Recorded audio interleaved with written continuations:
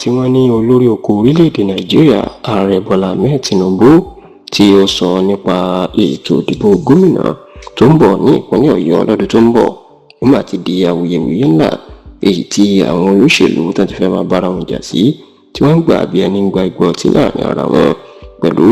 bí àwọn oríṣiríṣi èèyàn bí wọ́n ṣe ń fi ẹ̀sùn kan ààrẹ Bọ́lá Ahmed Tinubu pé òun ló fòǹtẹ̀lù lágbájá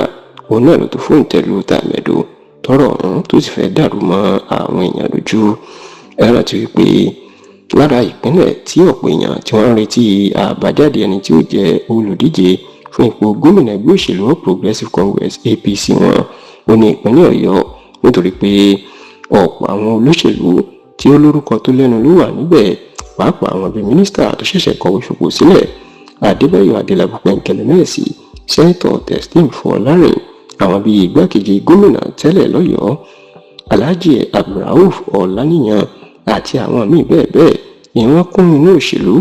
ẹgbẹ́ òṣèlú APC ìpínlẹ̀ Ọ̀yọ́ tó fẹ́ di gómìnà ṣùgbọ́n níṣe ni ariwo àti awuyewuye inú màá ti ń jáde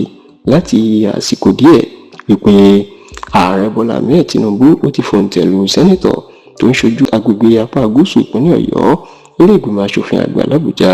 the senator representing Ọ̀yọ́ South at the upper chamber of the National Assembly ìyẹn sẹ́nẹ́tọ̀ Sharafadeen Ali iná ti fòǹtẹ̀lù pé òun yóò gba tíkẹ́ẹ̀tì gómìnà ẹgbẹ́ òṣèlú APC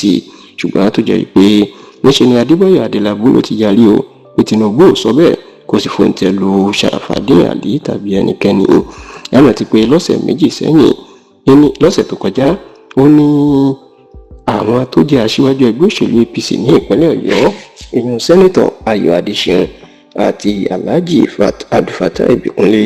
ni wọ́n kéde wípé ààrẹ Bọ́lá Ahmed Tinubu ti pa àwọn láṣẹ wípé sẹ́nẹ́tọ̀ Sharafadeen Ali ìlú fòǹtẹ̀lù tó ń fẹ́ kó di gómìnà ìpínlẹ̀ Ọ̀yọ́ lọ́dún tó ń bọ̀ kódà lẹ́yìn tí sẹ́nẹ́tọ̀ Ayọ̀ Adéṣeun tó sọ̀rọ̀ yìí ní Fatai Ìbíkúnlé jẹ́ kó di mọ̀ pé kí Tinubu tó sọ fún Ayọ̀ Adéṣeun ló ti bá òun sọ̀rọ̀ náà wípé sẹ́nẹ́tọ̀ Sharafadeen Ali ìlú ń fẹ́ ọ̀rọ̀ yìí ìmọ̀ ni Adébáyọ̀ Adélabú Pẹ̀nkẹ́lẹ́mẹ́sì ló fèsì sí